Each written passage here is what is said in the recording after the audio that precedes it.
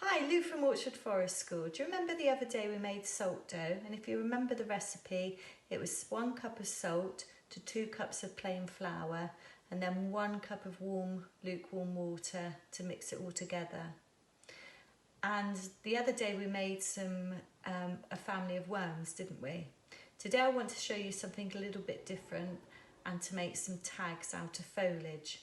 And this would be really nice to put on presents throughout the year. Or of course you can start doing them now for Christmas tree decorations. So with your salt dough, get it nice and smooth like we did before. And with a bit of flour on your board, roll it out. Don't do it too thin because you're going to roll it out a little bit more in a minute. So roll it out to about that thickness.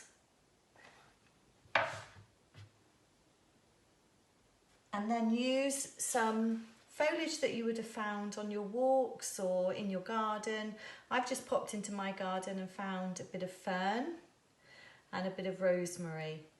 And you'll see that the different shapes and structures of the leaves, the more shape you've got, the better effect. And I've used, if I've been lucky enough to have some flowers, I've used some flowers from my bunch of flowers as well as they're dying, or the little gypsophenia, the very tiny little flowers that you get in there. That's very effective as well. Of course, so is grass as well. So put your foliage on your dough, and it doesn't really matter where. I'm going to do 2 at a time just to show you. So lay it on top. And then using your rolling pin,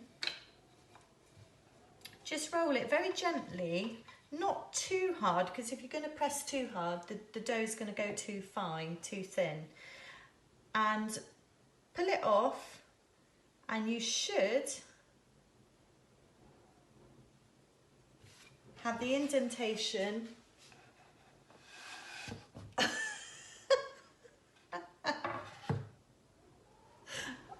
of the leaves. I thought I'd leave that bit in just to give you a bit of a laugh.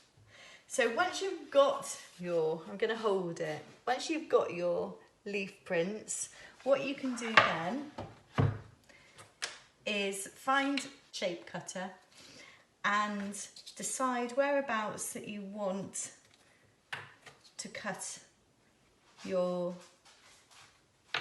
tag into, so which part. So I'm still laughing at myself from dropping the dough, but there we go. So you can see now that you've got a nice tag with the shape of the fern and the rosemary on.